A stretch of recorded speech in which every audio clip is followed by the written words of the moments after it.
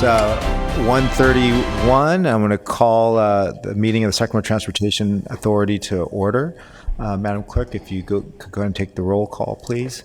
Good afternoon, Directors Frost, Gatewood, Guerra, Hanson, Could folks please take a look at your phones, make sure you're on mute?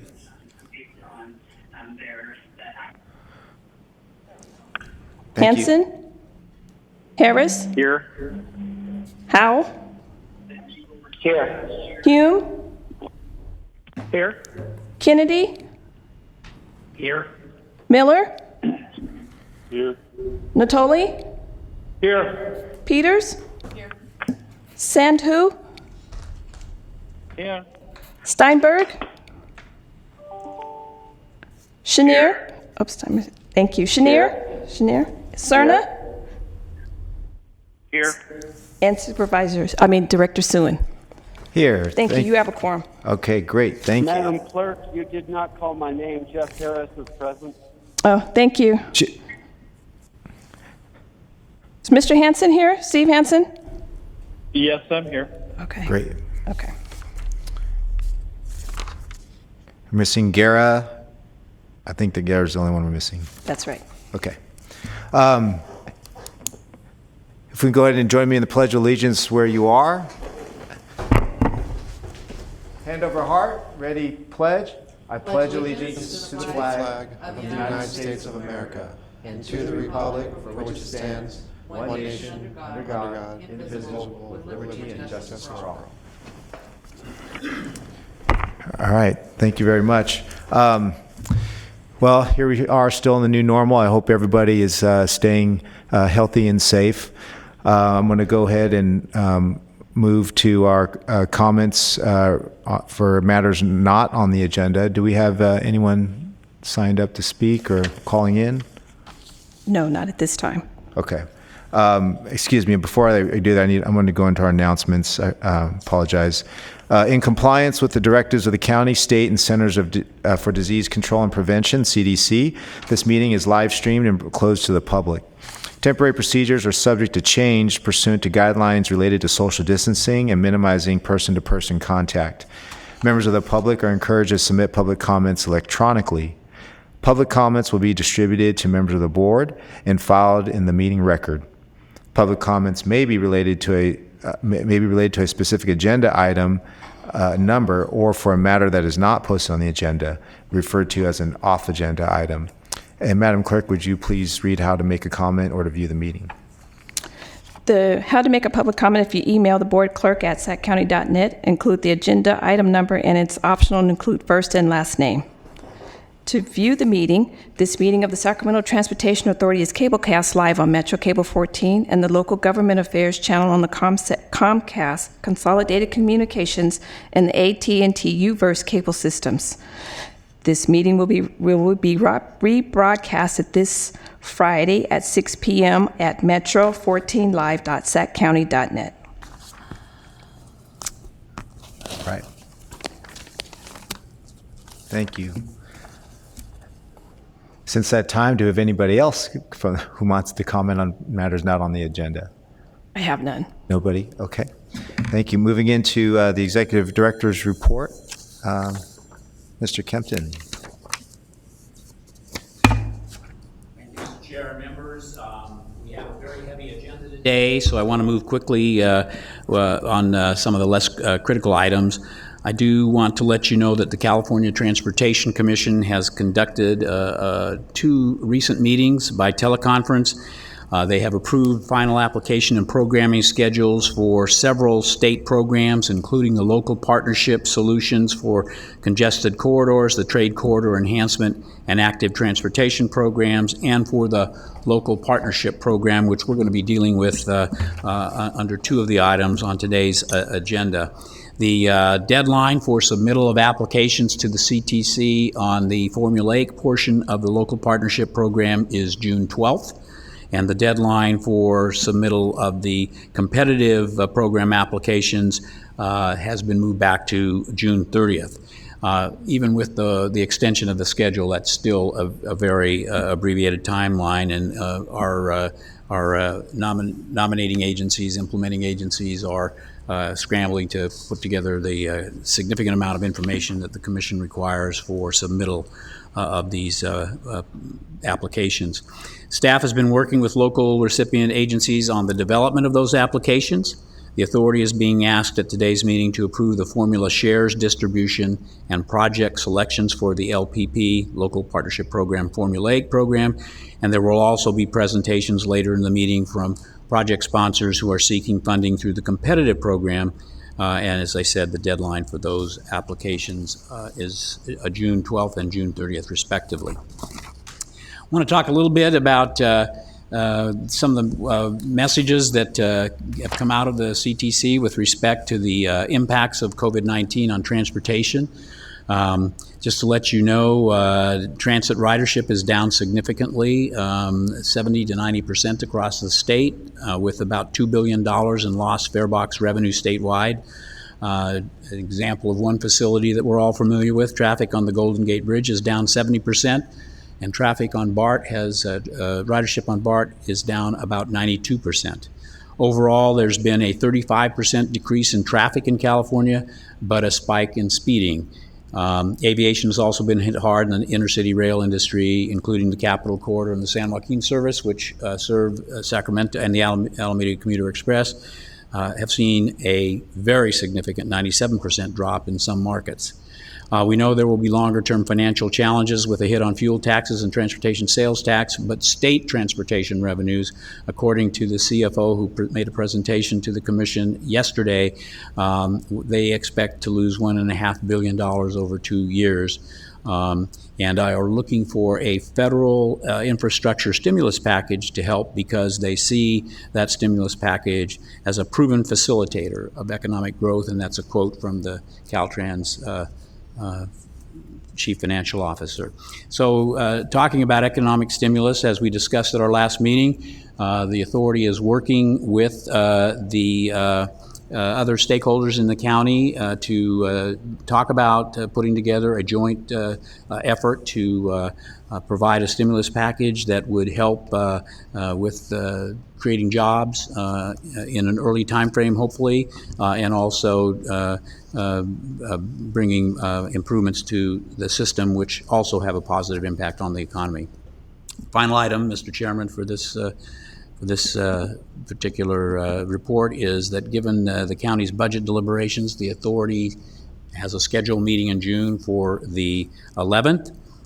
It may have to be moved depending on whether the county goes forward with budget deliberations. I was been informed by the clerk's office that that doesn't appear that there will be a conflict, but because we have pressing business for the authority to consider in June, staff may be recommending moving the meeting to June 18th. So I've worked out in the later in the agenda is you providing me the authority to make that change if it becomes necessary and the county does need these chambers for budget deliberations. That completes my report, Mr. Chairman. I'm happy to answer any questions. Okay, appreciate that. Any questions for Mr. Kempton? Okay, hearing none, I'm going to move to our consent calendar. Madam Chair, Clerk, would you please read the consent items? Your next items, your consent items 3 through 9 are in order for your approval. Thank you. Move consent. Okay, before I move, I heard a motion to move. I just want to make sure there's no questions about it. Okay, I have a motion to approve consent calendar. Second? Seconded by is that Harris? Harris, yes. All right, seconded by Director Harris. And roll call vote, please. Absolutely. Frost? Aye. Gatewood? Gatewood? Yes. Guerra? Aye. Hanson? Aye. Harris? Aye. Howe? Aye. Hume? Aye. Kennedy? Aye. Miller? Aye. Natoli? Aye. Peters? Aye. Sandhu? Aye. Chenier? Aye. Cerna?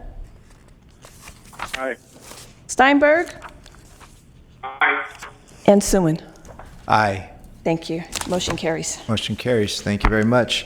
Moving on to separate items. I'm going to ensure we have the maximum participation for this item. I'm going to move Chair's prerogative. I'm going to move item 11 ahead of item 10. Adoption of the ordinance number STA 20-001 and approve of request to the Board of Supervisors to place the measure on the November ballot. Mr. Kempton, do you have any words leading in? I just have some brief comments, Mr. Chairman and members. On March 18th, the authority tentatively adopted the 2020 Measure A Transportation Expenditure Plan for a proposed transportation sales tax measure to be placed on the November 2020 ballot for consideration by the voters in Sacramento County. Public Utilities Code Section 180206 requires that the Board of Supervisors and the City Councils representing both a majority of the cities in the county and a majority of the population residing in the incorporated areas of the county approve the tentative transportation expenditure plan prior to adoption of the ordinance governing the measure. The executive director has participated in city council meetings for all of the cities and a board of supervisors meeting during the months of March and April and obtained the needed approvals. And I have provided you with an attachment that shows that all of the jurisdictions did vote to approve the transportation expenditure plan. At the April 9th meeting, the authority voted to introduce ordinance number STA 20-001, and the PUC process has now been completed with all cities and the Board of Supervisors approving the plan. Staff recommends that the authority adopt the attached final ordinance, number STA 20-001, including the 2020 Measure A Transportation Expenditure Plan, and approve a request to the Sacramento County Board of Supervisors for certification of the ordinance for the November ballot. Okay. Thank you, Mr. Kempton. Could I also make a request that if you give a brief summary, a couple things. One, there was actually several comments that were submitted. I think the last tally that I have here, about 757 from the public that have been all distributed to the board members. They all, and it's in the record. And but if you could provide a summary of those, and then secondly, there's an item dealing with, we were able to receive an economic impact summary on this measure. If you could talk a little bit about that. And I have one other question, just clarification. Correct me if I'm wrong, but I thought that the meeting date when we approved it was not on the 18th, because wasn't that the meeting that got canceled? We were all down there, and then we didn't meet that day. So can we just got to make sure the date is right? The date is correct, Member Howell. We had a meeting scheduled for the 12th of March, which we came. This was, I think you're talking about the meeting on the 12th versus the 18th of March. June. No, I think she's talking about March? She's Okay. talking about the March All right, meeting. the dates are the same, I guess. So Okay. that meeting originally was scheduled for March 12th, and that's the meeting that got canceled, and we moved it to the following week and held the March meeting on the 18th. Okay. Thanks. Sure. Hold on. Wait. Yeah, hold on, Director Frost. I'd like Mr. Kempton to answer the couple questions that I have first, please. And then I'm going to go to questions to the board members. Go ahead. Well, I offered to help the clerk's office in terms of tallying the numbers of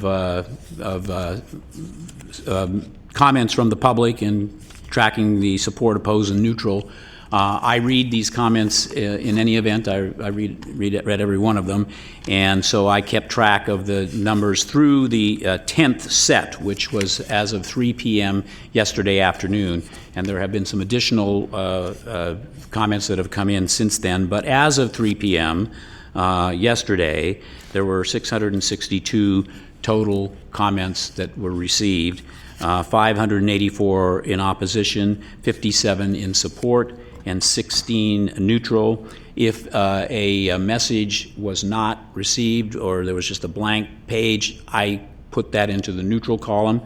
And there were 5 duplicates, and the duplicates were not necessarily double, comments from people that wanted to send two separate messages. If I noted a duplicate comment, I identified that as well. So 5 duplicates, 57 support, 584 oppose, and 16 neutral as of 3 p.m. tomorrow. And I don't know if the clerk has any update on that.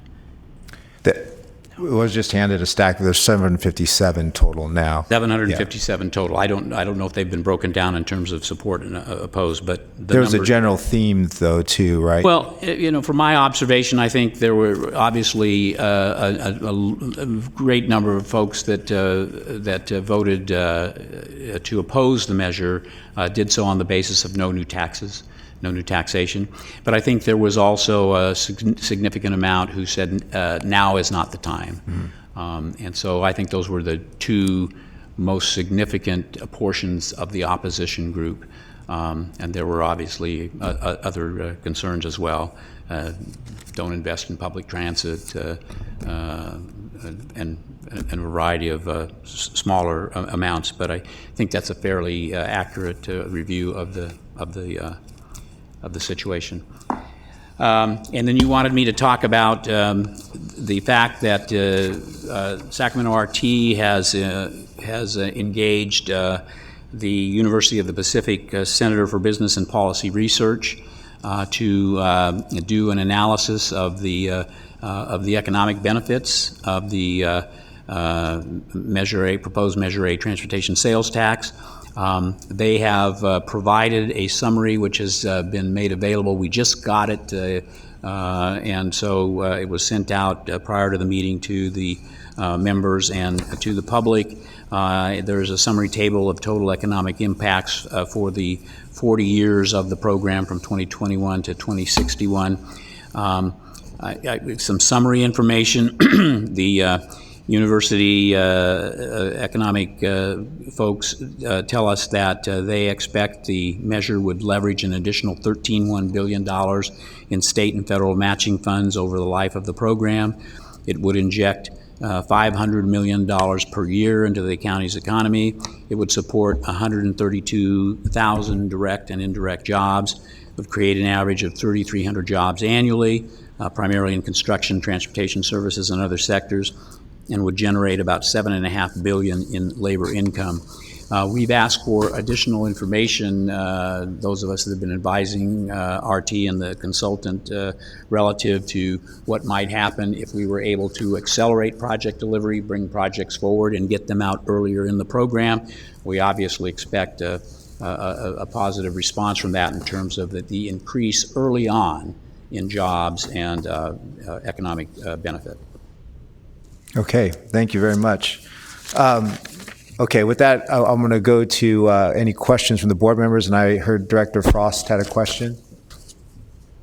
Thank you, Chair Soon. I just wanted to comment regarding the public comments, because it seems like the public really wants to be heard, and during this time with the COVID and the stay-at-home order, we've kind of changed the way we do our meetings, and I'm hearing this on both sides, that they wish their voices could be heard.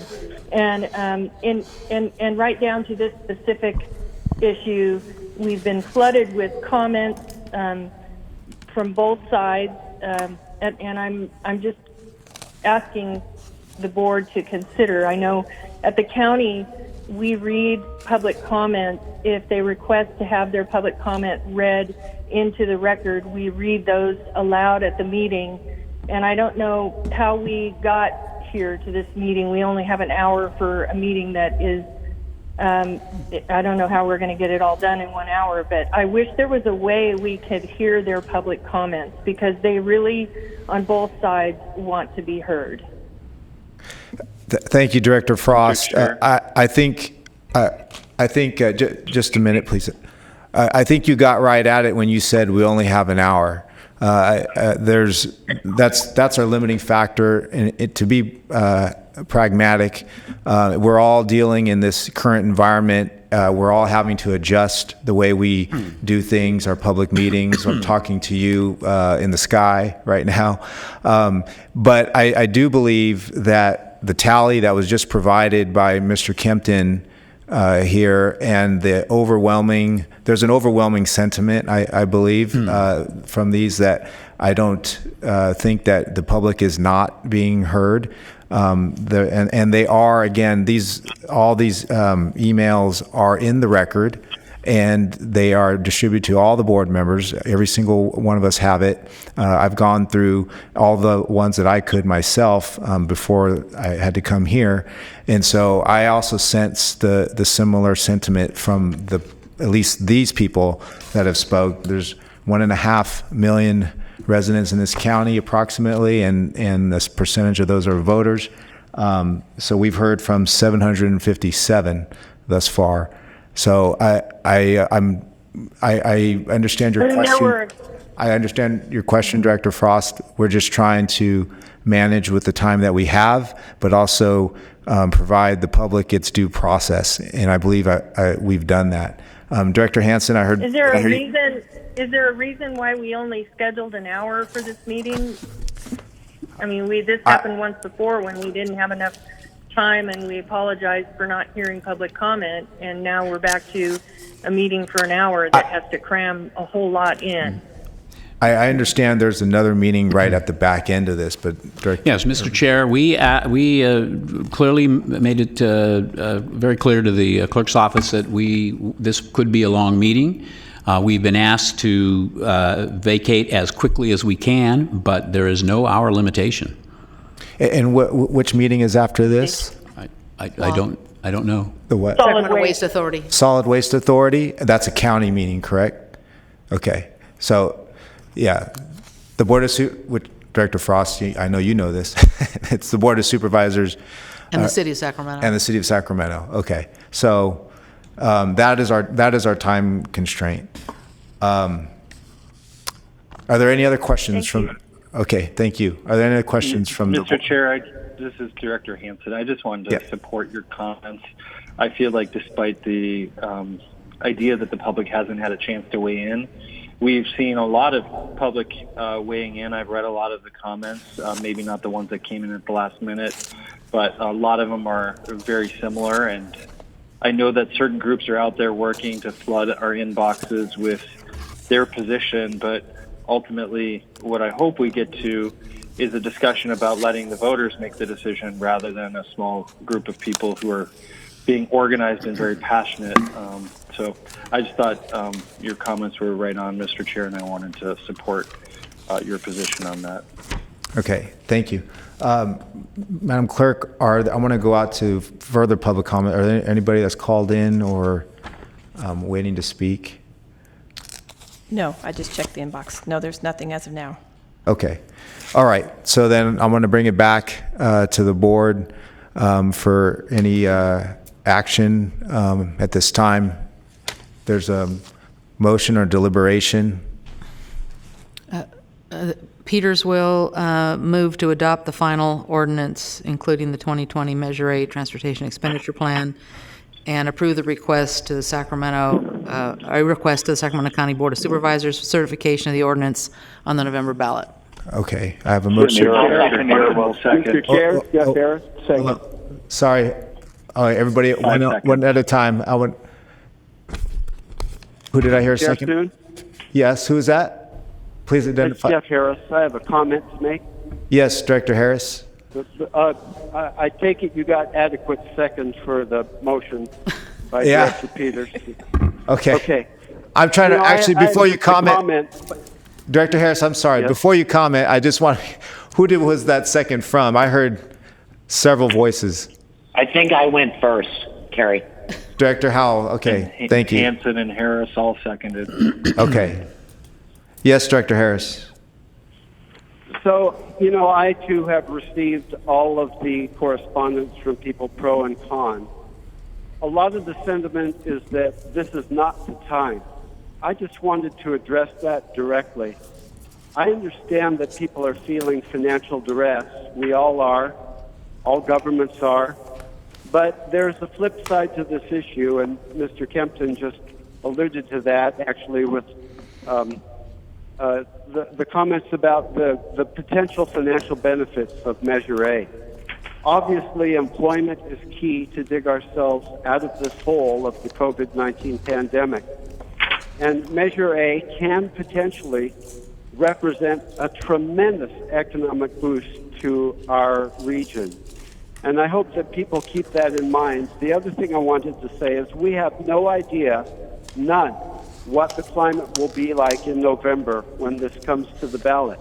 And of course, the people will ultimately have the choice of whether or not to accept or reject Measure A at that time.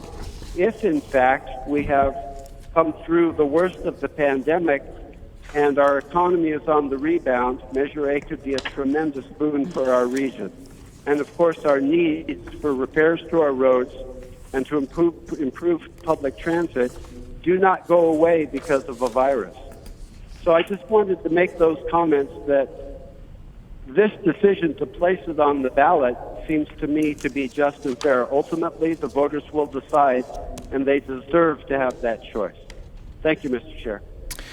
Thank you, Director Harris. Chair, this is Jay. Could I speak as well? Yes, Director Chenier. Thank you, Chair. So 2 things. One, I agree with Mr. Harris, and we still need to go to the county, and there will be some additional polling that will go on. So we still have some opportunity to make adjustments if we think that's important. I did want to address the public engagement, public comment part. I mean, this is a step in a very long road that we've taken that Mr. Kennedy and I started well over a year and a half ago now. Public engagement. The number of folks who have been able to weigh in on this probably exceeds anything, certainly that I've ever done on public engagement on a public initiative or a ballot initiative. In addition to well over 100 meetings with organizations, each of the municipalities have held their own public meetings and taken votes on it. So I think we've gotten considerable public engagement.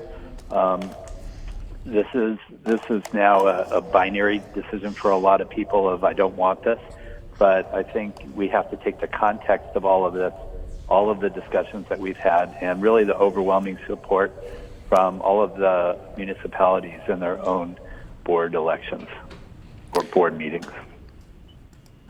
Thank you, Director Chenier. Chair, I'd like to make a comment. Supervisor Tolley. Yes, Supervisor Director Tolley, go ahead.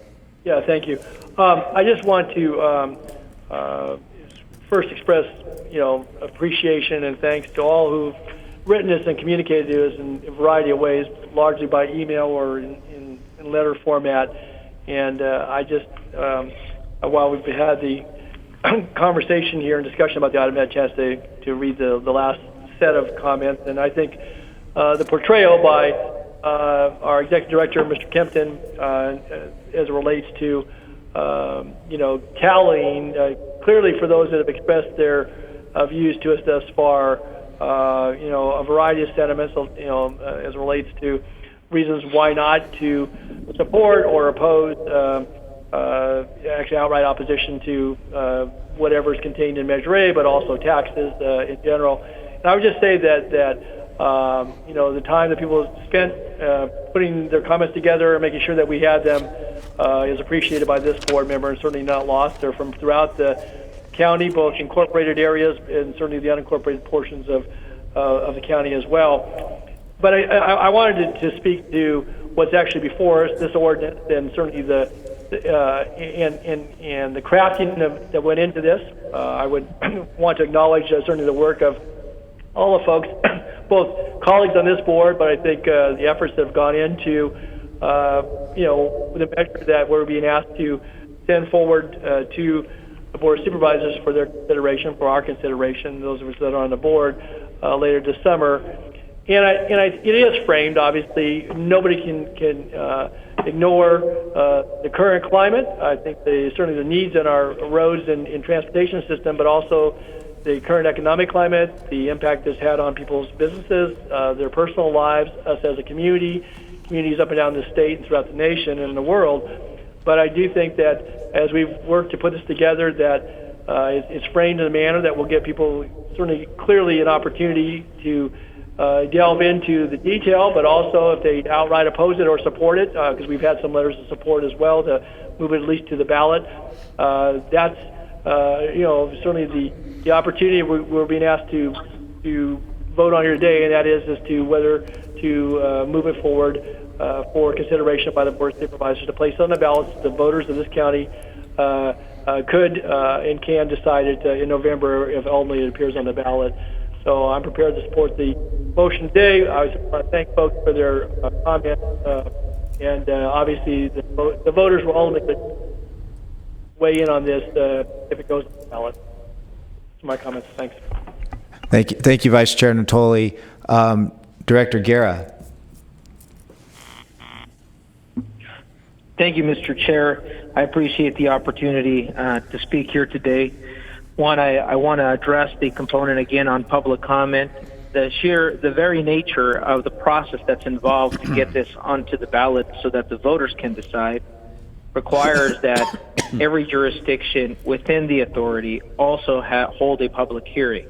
By the nature of our own city council meetings, taking this up and following the Brown Act rules, providing public comment, engaging their elected officials, even those who are not on this board, has provided regional opportunity for input. I know I've received both support and opposition from members of my council district in my city here today.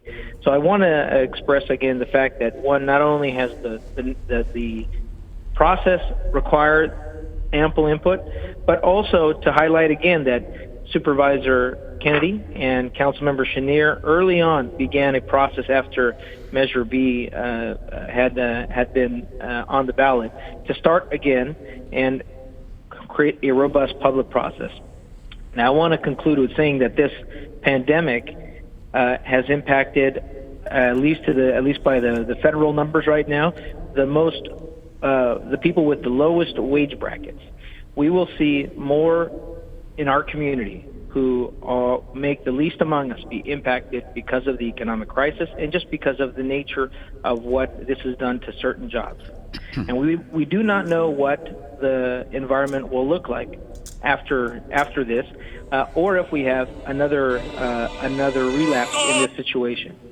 But one thing we have seen is that construction jobs have been able to employ people, and having the ability, if the voters choose to, employ people into improving our roads, and many of those who do not have a college degree who will look for opportunity where there are jobs that may not be there anymore, particularly in the retail business or maybe even in the restaurant business. This is an opportunity that we must give the voters to decide if they can help our fellow residents of Sacramento County.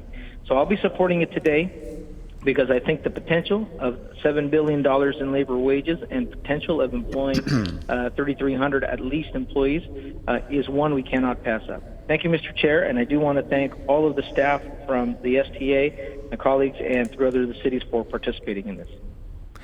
Thank you, Director Guerra. Chair Soon, this is Sue Frost. When it's my turn, I have some comments. Okay, Director Frost, go ahead. Oh, okay. Well, first of all, aside from my past concerns regarding the expenditure plan and the ordinance, I think it's important not to forget that the polling showed that it was clear what the voters wanted, and the current expenditure plan that we have put together was going to be really hard, a very difficult path to getting the voters to vote for it, even before the COVID-19. And there's a reason why the mega tax in the Bay Area bailed out.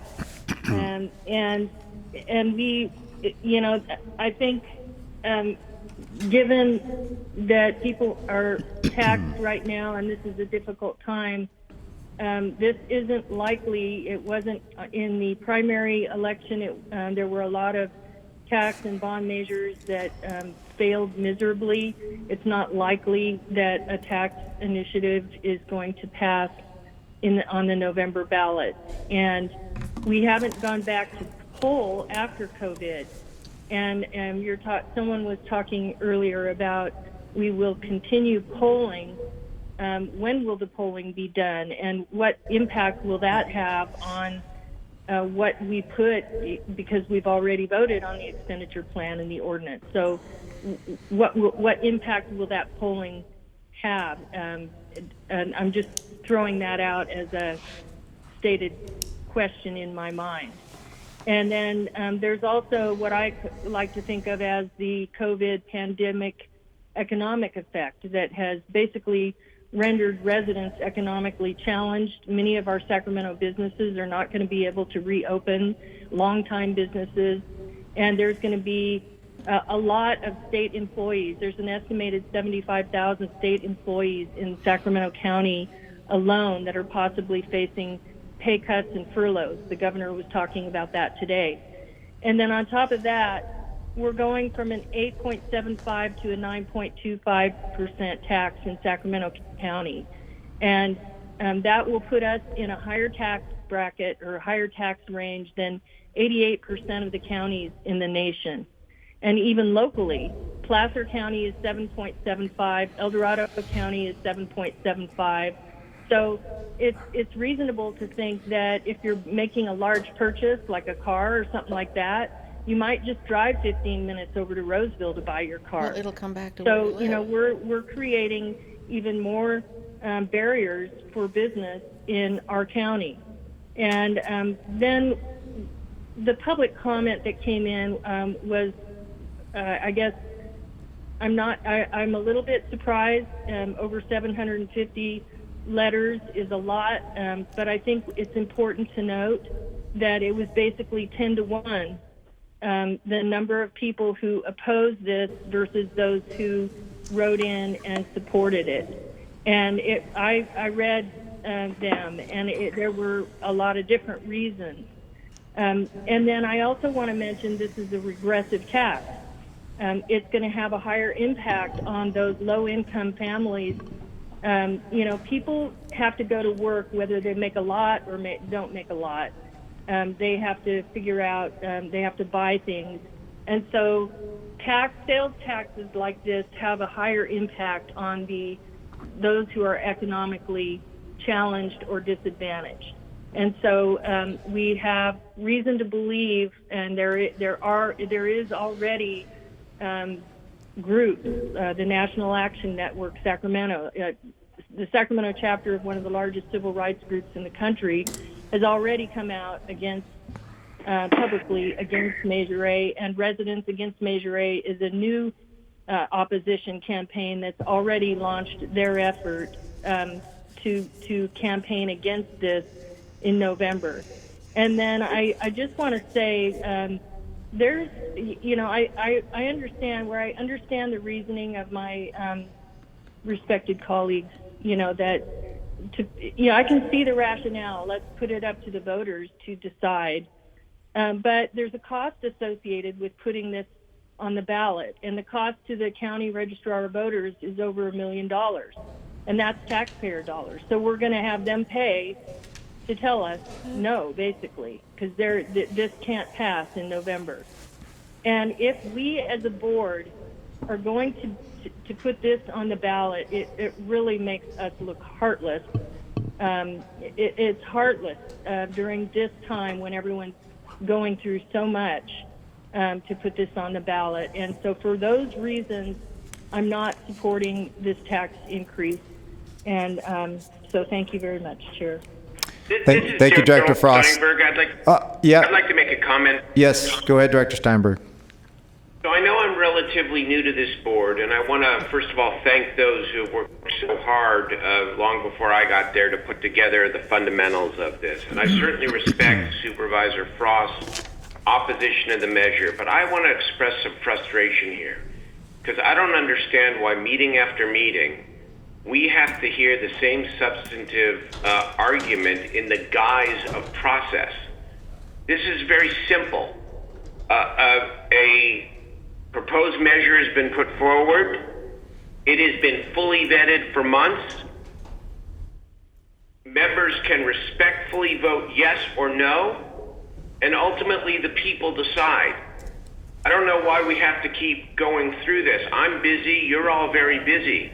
And if you want to oppose the measure, then we all respect that. Oppose the measure and oppose it out in during the campaign season. That's the proper place. to have these arguments over and over and over again, not to continue to complain about process when you are substantively opposed to the measure, which is your right. I'd like to get on with it and call the question, please. Thank you, Director Steinberg. I would just like forgive me, Director Frost. Director Frost, I think I've been pretty accommodating, and I do so because I recognize the contention of this issue, but I will have to say everybody's had their chance, or those that have wanted a chance have had their chance. So I'd like to exercise chair prerogative and I'm going to take one more comment here and call for the roll call vote. I think all the viewpoints have been expressed very well, but I would say that I appreciate the comments that were made that did come in. As I indicated earlier, this is a portion of the 1.5 million people that we have out there. And the folks that submitted their comments, if this passes, will have an opportunity to exercise their voice again at the ballot box.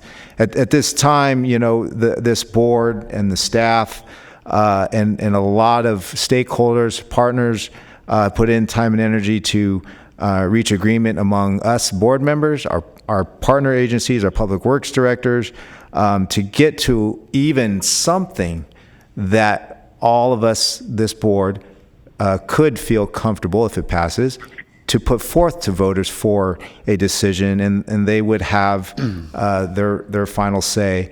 The crystal ball is not clear in terms of, I would question the certainty of whether it would fail or not. I think we don't know what will happen. We will seek further data with polling before the final decision is put forth by the Board of Supervisors. So there is a final chance, we think, to examine this going forward. And I would say we've been talking about this in the form of a tax measure, but more than ever, as was mentioned earlier, the need for economic stimulus. And whether it's the federal government, the state government, they're all looking for ways to stimulate the economy. You've got federal bills that are coming forward. The state legislature is trying to put forth something. We have a chance right now to put forth something to the voters that is local, that we control, that stays local, that can leverage state and federal dollars, and that we could pull forward by bonding capacity. We could pull forward to exercise and implement projects, as Director Kempton indicated earlier, right away. I can't think of any better way to inject from a financial tool perspective that we have available to us. There's no better way for us to get jobs and people to work immediately. And given the state's deferral of sales tax revenues all next year, you're doing it without hindering businesses, and you're doing it without further. You're bonding against future revenue. You're not going further into debt. So I think there is an opportunity that's worth discussing with the public and getting their thoughts at the ballot box at that time. So with that. We have a motion from Director Peters and a second from, I believe it was Director Howell. And Madam Clerk, if you could please take the roll. Thank you. Directors Frost? No. Gatewood? No. Gitta? Aye. Hanson? Aye. Harris? Aye. Howell? Aye. Hume? No. Kennedy? Aye. Miller? No.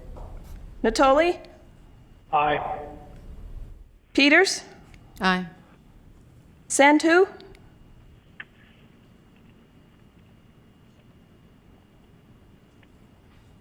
Mr. Santu?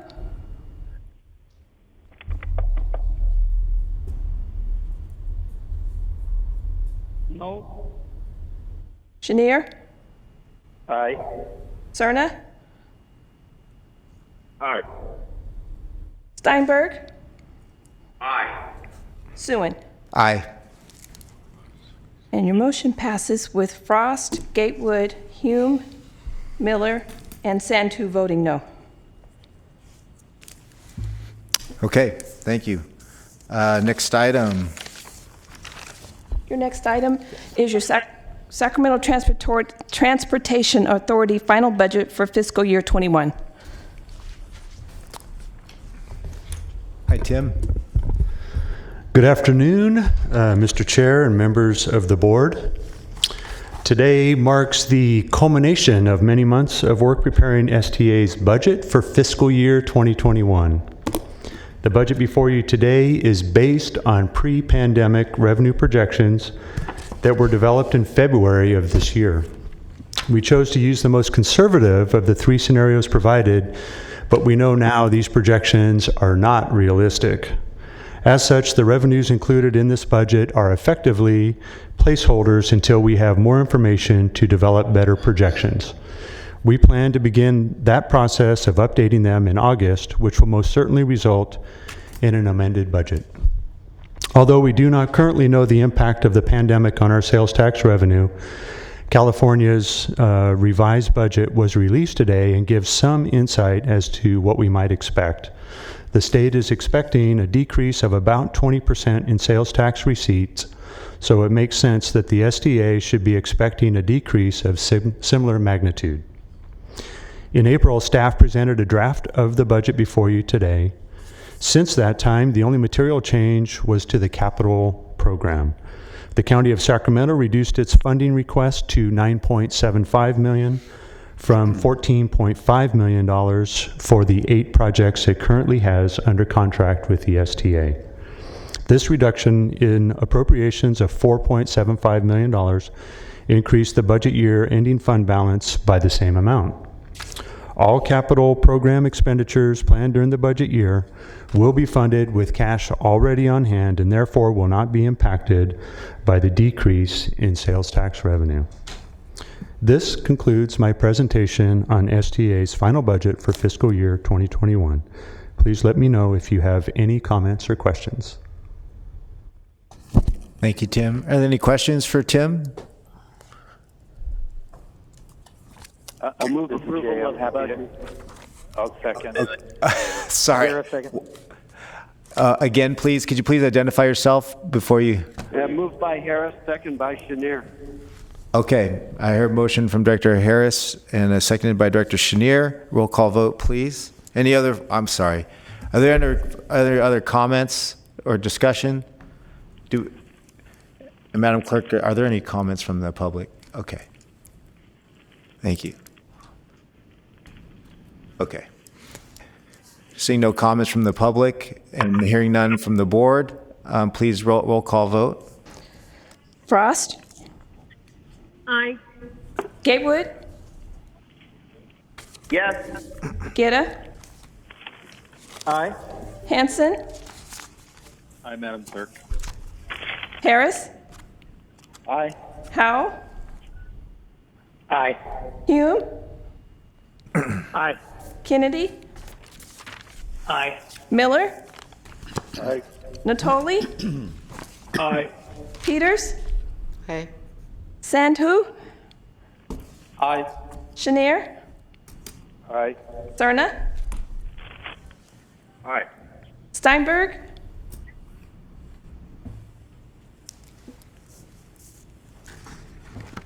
And Mr. Suen. Aye. Okay, thank you. Your motion passes. Okay, thank you. Okay, item 12, Senate Bill 1, Cycle 3 Local Partnership Program, Formula Shares Distribution and Proposed Project for Funding.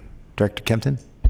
Thank you, Mr. Chairman. Members, Senate Bill 1, the Road Maintenance and Repair Act of 2017, establishes the Local Partnership Program to reward those counties, cities, districts, and regional transportation agencies in which voters have approved fees or taxes dedicated solely to transportation improvements or that have imposed fees dedicated for the same purpose. Statewide, $200 million in SB1 revenue is made available annually to these entities in two components, a formulaic and a competitive program. At its meeting on March 25th, 26th, as I previously advised you, the CTC established the schedule for the third cycle, and for the formula share program, the applications are due June 12th. Sacramento County's funding share for the formulaic program for the 3-year period for this cycle is $8.79 million based on comparative revenue, production, and population. On April 14th, the Professional Advisory Group met and approved the recommended distribution of the Cycle 3 formula shares among Sacramento County, the cities, and Sacramento Regional Transit for your consideration. Under this distribution proposal, Regional Transit receives $1.6 million, which is about 18.2% of the total of the Cycle 3 funding, which again matches the amount, very closely matches the amount that RT received in the first cycle. The remainder is divided among the county and the cities using the Measure A formula of 75% by population and 25% by road lane miles. And I must say, this process went quite smoothly. I think everybody was comfortable and supportive of that split of revenues. The projects that have been selected for your consideration, Regional Transit is requesting an allocation of $1.6 million for light rail modernization on the Gold Line. Citrus Heights has asked for $380,000 in a shared roadway agreement with Sacramento County for improvements to Madison Avenue. Elk Grove is requesting $790,000 for a pavement slurry seal and resurfacing program citywide. Folsom has asked for $380,000 for the Natoma Street drainage in Folsom. Galt has requested $119,000 for pavement rehabilitation citywide. The City of Isleton, we're working with the county on a potential exchange with the county, trading the local partnership program allocation for Measure A funds, existing Measure A funds. Rancho Cordova has asked for $366,000 for street rehabilitation citywide. The City of Sacramento has asked for $2.248 million in corridor improvements citywide, and Sacramento County has asked for $2.902 million in street rehabilitation countywide. That will be augmented by the $380,000 from the City of Citrus Heights and the $5,000 from the City of Isleton. So with that, Mr. Chairman, staff recommends that the authority approve a Sacramento County application for SB1 Cycle 3 Local Partnership Program formula shares for the projects and amounts that I have discussed and shown in the agenda packet, and 2, authorize the executive director to enter into any agreements with implementing agencies and/or the California Transportation Commission necessary to complete and submit the application to the CTC. Okay, thank you, Director Kempton. Are there any questions? Yeah, I do have one question. Director Hall? Do we have any idea how much the SB1 funding is going to be affected by the No. dramatic decrease in both the amount of gas that's being purchased and the price? All I can tell you, Director Howell, is that what I mentioned earlier, that Stephen Keck, the Chief Financial Officer, said yesterday at yesterday's commission meeting that they anticipated a decline in all state revenues of about $1.5 billion over 2 years. However, these funds for the local partnership program are continuously appropriated. And the other feature is that currently the state's accounts, including the rehabilitation and maintenance account that holds these funds, are healthy and should be able to withstand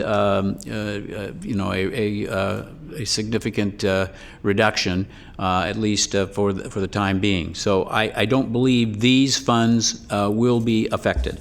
And the other piece of this is that all of our projects, all of the city and county applications here have asked for money during the first year of the program, when there will be more money.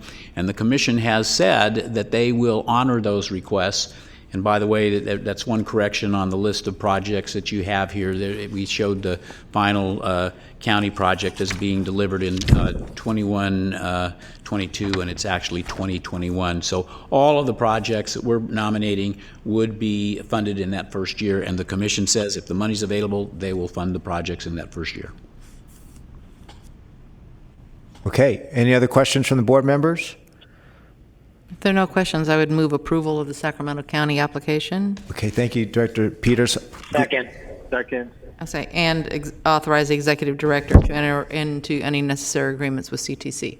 Okay, I have a motion from Director Peters and a second from, who did I hear?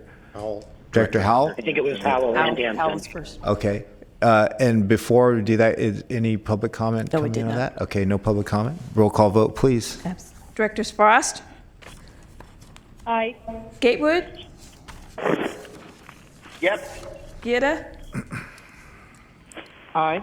Hanson, Aye, Madam Clerk. Harris, Aye. Howe, Aye. Hume, Aye. Kennedy, Aye. Miller, Aye. Natoli, Aye. Peters, Aye. Sandhu, Aye. Chenier, Aye. Cerna, Aye. Steinberg, and Suen. Aye. Thank you. Your motion passes. Okay, thank you. Okay, item 13, introduction of Senate Bill 1, Cycle 3, Local Partnership Program Competitive Project Nominations. Director Kempton. Okay, thank you, Mr. Chair. Before I go into this item, which is our last item for the day, I did want to express my sincere appreciation to our professional advisory group, specifically the Public Works people who serve on that organization, for all of their hard work and input on a variety of the issues that you've taken up today.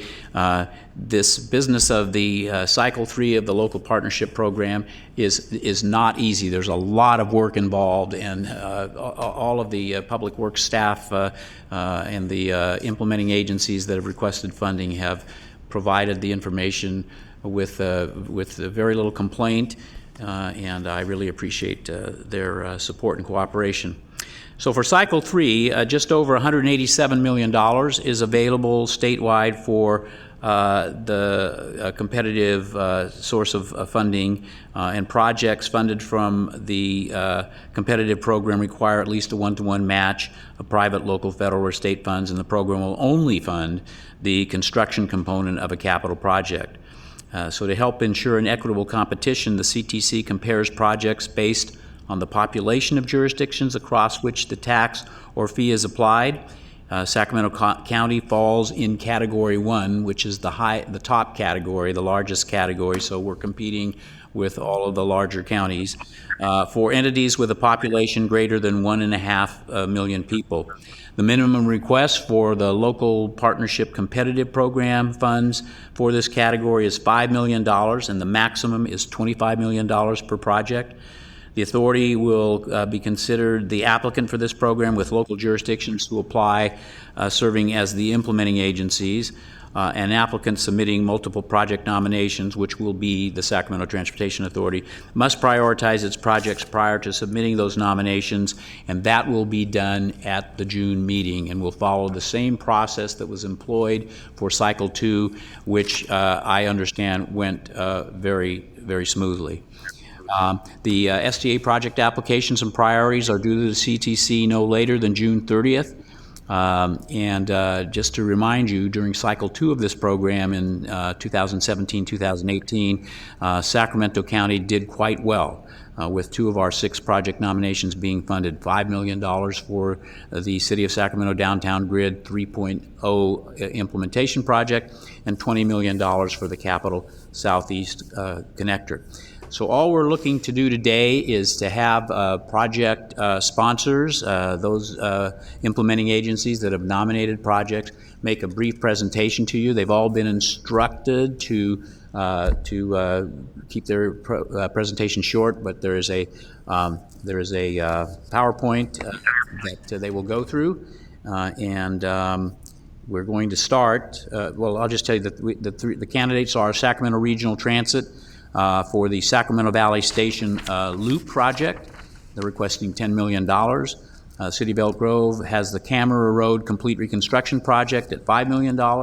City of Rancho Cordova has the White Rock Road Safety and Congestion Relief Program at $13,250,000. The County of Sacramento has two projects. The first, Alberta Road Improvement Project, Dutch Haven Boulevard to Watt Avenue for $5.5 million, and the South Watt Avenue Improvement Project, Florin Road to Jackson Road at $13.277 million.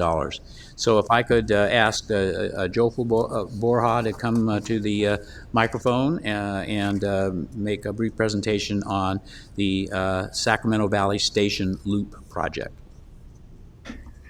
Hi, Joe Phil. Good afternoon, Chair Soon, members, Director Kempton, Madam Vice Chair, and hardworking staff at the STA board, and everybody else on the cloud watching me today as I try to match my face mask with my pocket square. As Director Kempton mentioned, the LPP program ran by the CTC. I'm sorry, the mask, we can't tell who you are. Oh, so I if you apologize. would just tell us your name. Sorry. You Good don't have to afternoon, take everybody. your mask off, just tell us who you are. My name is Joe Philbora. I represent Sacramento Regional Transit today, and we are at nominating our LPP competitive project for the SPS Loop. Thank you. All right, mask back on.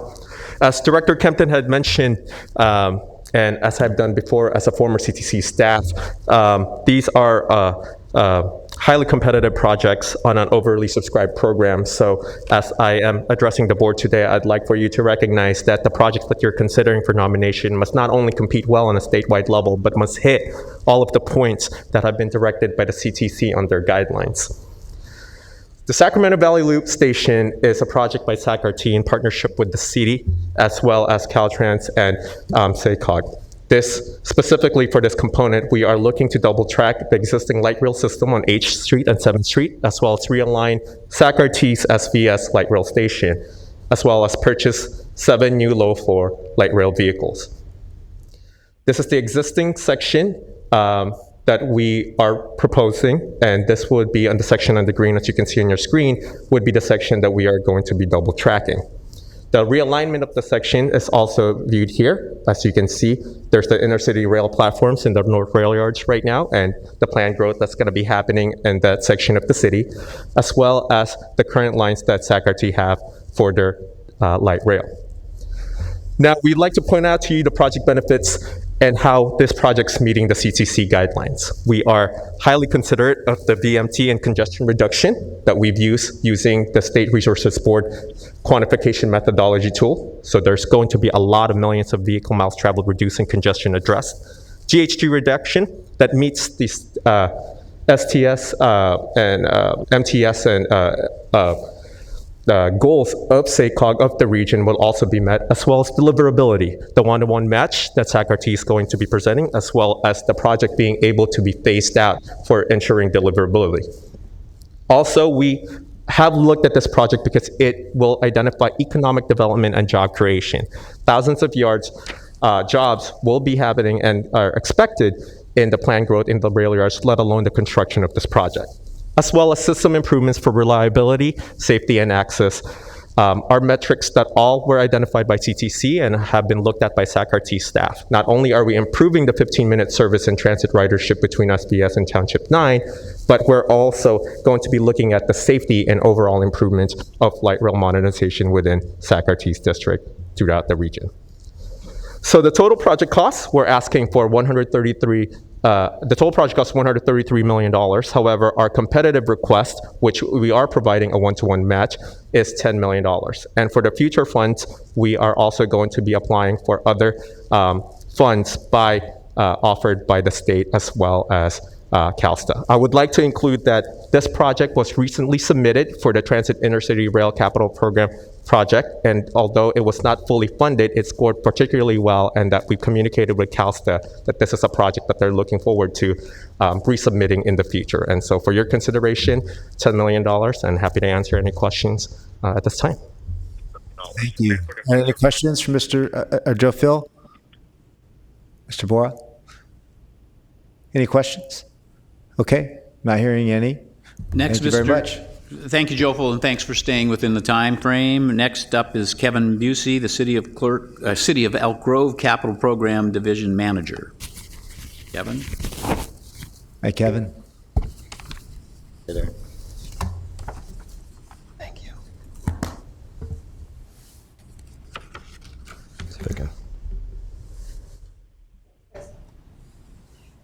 Next presentation, please.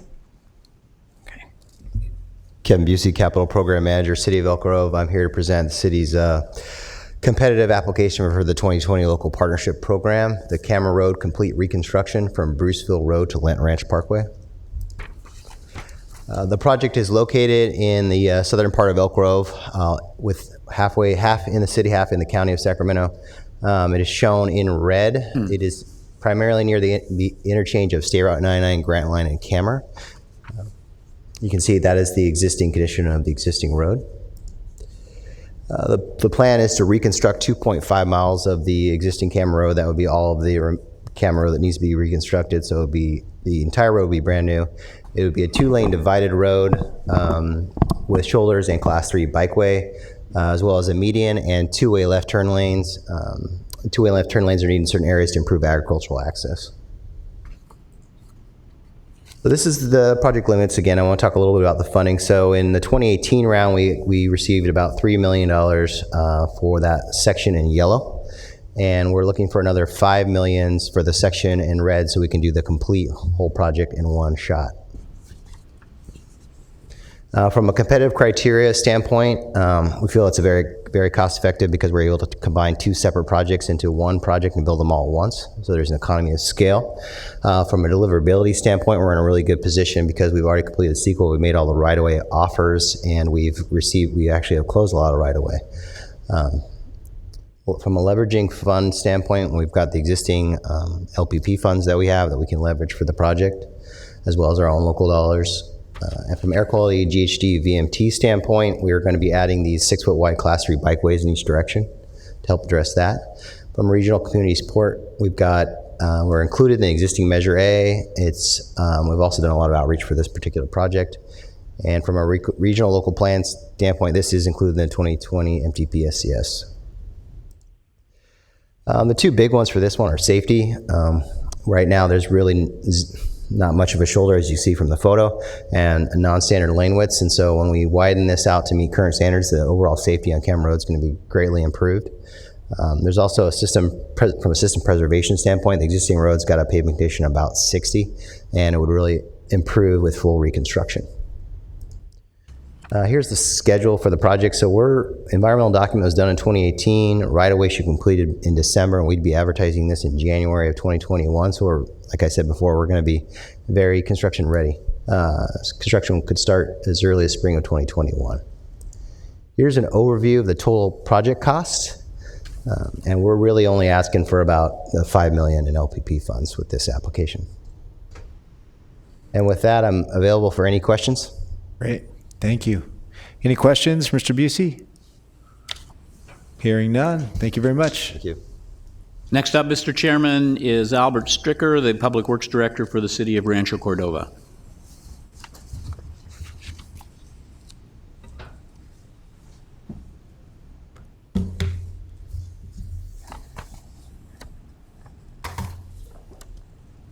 Good afternoon. Good afternoon, Mr. Chair and members of the board. Albert Stricker with the Public Works Department of City of Rancho Cordova. And I believe we have a slides presentation coming up. I appreciate the opportunity to present to the board this afternoon the White Rock Road Safety and Congestion Relief Project. And that is our proposal for the local partnership program in 2020. The project is located just south of US 50, paralleling US 50. It's about a 3-mile section. To the west of White Rock Road is Sunrise Boulevard and over 70,000 jobs within the city of Rancho Cordova.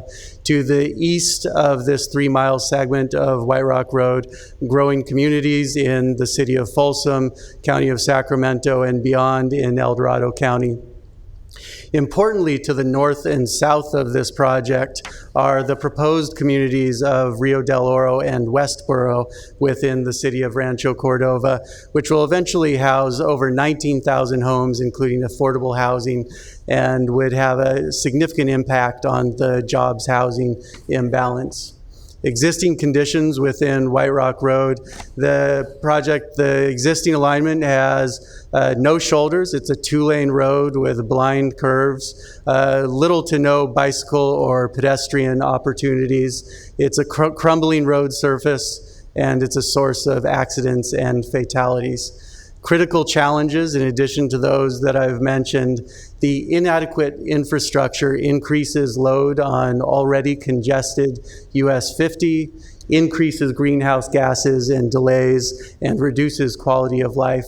The inadequate roadway also inhibits development of affordable housing and economic development in proposed developments on either side of the road. And this is an impediment to jobs housing balance, economic development, and connected communities. There are significant opportunities associated with White Rock Road. As I'd mentioned, Rancho Cordova is over 70,000 jobs. Businesses select Rancho Cordova due to the quality of office space in Rancho Cordova, the centralized location, location above the floodplain, and amenities in the city. White Rock Road serves jobs including but not limited to high-tech, medicine, manufacturing, and construction. And I mentioned the 19,000 homes proposed, which can affect the jobs housing balance. Improvements proposed for White Rock Road include 4 lanes, a new signal at Rancho Cordova Parkway, fiber optic connection back to City Hall, Class 2 bike lanes, and a raised median. The improvements are very similar to those previously completed along alignments of the connector just east of the White Rock and Grant Line intersection, and those underway east of there. For the funding request, this is an approximately $35 million project. The LPP request is $13.25 million. The city is bringing a lot of leverage to this funding request, matching funds over $21 million, including $8.5 million in federal funds and $13.25 million in local funds. This project has all of our approvals. The project is shovel-ready. If we receive this funding, it would go into the ground to benefit the community starting right away in 2021. This project is a catalyst to economic development, especially bringing affordable housing and balancing jobs and housing. It relieves congestion. And importantly, this is a natural extension of previously approved projects and projects underway.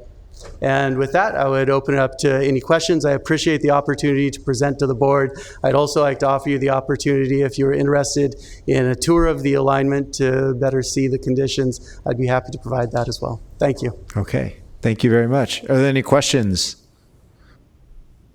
Hearing none. Thank you very much, Albert.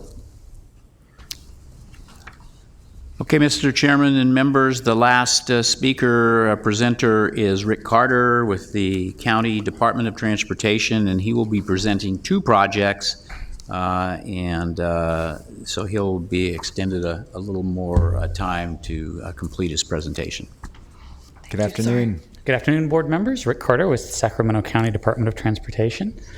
The first project is the South Watt project.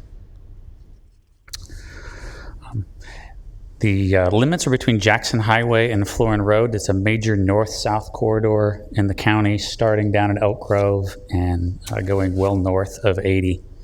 This section provides a little bit of parallel capacity to Highway 99, especially for destinations east of downtown. The project limits are along the border of the city of Sacramento and the unincorporated county. About a quarter of the project right-of-way is actually within the city. This corridor is currently at 160% of capacity. It operates at level of service F. It lacks continuous sidewalks and continuous bike lanes, and there have been 99 accidents, including 3 fatalities over a 5-year period. So Our objectives are to solve those problems, to reduce the existing and future congestion, support those alternate modes, and improve safety. It's a 3-mile section. We're adding 2 new lanes, raised median, continuous buffered bike lanes and sidewalks. Project will also upgrade 5 signals, replace a bridge, and upgrade a railroad crossing. This graphic shows the top 2 slides are the improved area to the north that go all the way up to Highway 50. The bottom slide shows the existing conditions. You can see it's a 2-lane road. There are no sidewalks. There's no buffered bike lanes. There's no bike lanes through the intersection. You can see the congestion that's common there. The final product will look fairly similar to the top slide, except it'll be a 4-lane road instead of 6, and have buffered bike lanes. This graphic shows on the left is the bottom 2 miles, the bottom 2 of the 3 miles.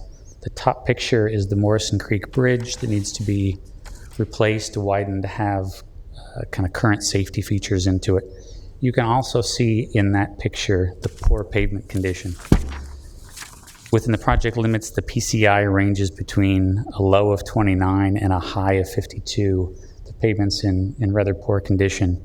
One of the benefits of this project is that it will rehabilitate the pavement throughout the whole corridor. For the city of Sacramento, that's a savings of probably $3 to $4 million in rehab costs, in the county closer to $10 million. The middle picture shows the railroad crossing to be upgraded. The bottom picture is again another slide of the current conditions. No sidewalks, no buffered bike lanes, no median, heavy traffic. The project, as I mentioned, will include upgrading 5 signalized intersections.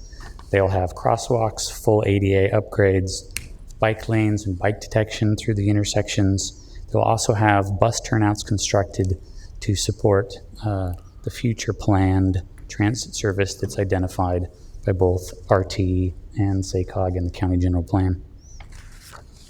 Really quickly to go through the evaluation criteria, has a benefit cost analysis looking at the grant funds of 6.6, well over the 1.0. There's good regional and community support. The Power In Alliance has provided a letter of support that's in the nomination package. The Power In Alliance represents 1,100 businesses in that area. The project has been through CEQA already. We're looking for construction in 2023. The grant ask is about $13.3 million. We are matched with that with $21.8 million, so well over the 1-to-1 match. There are air quality improvements, reductions in ozone PM10, and reductions in VMT. The project furthers the MTP Policy 4, looking to build and maintain safe, resilient, and multimodal transportation system. The bullets have sort of covered, except for the bottom one. The project happens to be in a low-income community, so there's benefits to the residents there. I briefly touched on safety benefits for this project. It's been 99 collisions in a 5-year period, 3 fatalities, 158 injuries. So many of the improvements going in will directly address those. There were 11 head-on accidents that the medians will help resolve. The added lanes, signal improvements help with a variety of the other accidents. Buffered bike lanes and sidewalks will provide some safe space for the alternate mode users. That section of road does not have complete street lighting. It will at the end of this project. That's another benefit. And again, the railroad crossing and bridge will be upgraded to current standards. Kind of the final slide on this section, this project will improve air quality, support mode choice, improve the safety for all users. It will rehabilitate the pavement through that section. It also will help reduce the housing shortage by supporting the approved developments that are in that south part of the county and provide economic benefits to the businesses on that corridor. I can answer any questions before I go to the next project. Any questions for Mr. Carter? I have a question. Could you go back a couple slides to your plan view? Yeah, one more. Were there any consideration to doing roundabouts in any of these areas? They were... these intersections? Yeah, they were laid out as signalized intersections. The CEQA was before my time, so I don't know if that was a consideration for it or not, but they're approved as signalized intersections. Okay, it was before, yeah. The speed's probably too high. Okay. Thank you. Just wondering. Yeah. So if there are no other questions, the second project is the Alberta Road project. The section is between Watt Avenue and Dutch Haven. The project is a rural section of road between kind of urban development on both ends. It also operates at level service F, and it lacks bike lanes and sidewalks, and there have been 36 accidents over a 5-year period. Again, the objectives are to reduce the existing and future congestion, improve the safety on the corridor, and support alternate modes. It's a 0.9 mile section.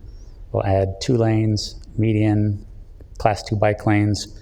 There's a bridge that will be replaced that sits in the floodplain now, so it'll come out of the floodplain, and it gets both equestrian and pedestrian facilities, and we will upgrade the signal at 28th Street.